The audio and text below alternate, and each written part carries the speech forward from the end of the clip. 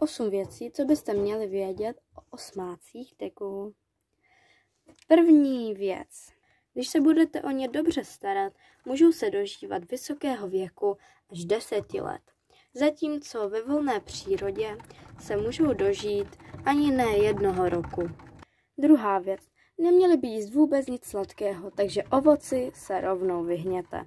Se zeleninou to ale také moc nepřehánějte. Radši si najděte od nějakých dobrých chovatelů nějaké dobré krmivo a tím je krmte. V dalším videu si ukážeme, čím je krmím já. Třetí věc.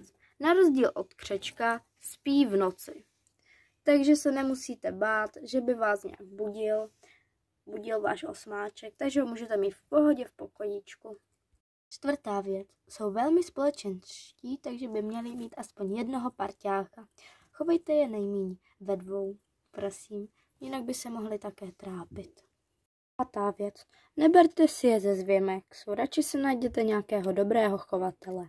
Když je to dražší, tak se vám to více vyplatí a budete vědět, že je zdravý a budete mít k němu vlastně i rodokmen, což se docela hodí, že by byl nějaký nemocný nebo něco takového. Šestá věc. Nepořizujte si ho, pokud na něj nemáte vůbec čas. Potřebují se velmi socializovat, aby si na vás zvykli. Takže jestli jste třeba do 8 v práci, tak to vážně není mazlíček pro vás. Sedmá věc. Dávejte jim kvalitní jídlo, kvalitní granulky, kvalitní seno, prostě všechno kvalitní. Určitě jim nedávejte vůbec žádné ovoce, což jsem říkala, a hlídejte si je, aby vlastně nežrali něco, co nemají. Dejte jí tam hodně dřeva, aby vám nesčeli kolečko. A to je vlastně vše o žraní. Poslední 8. věc.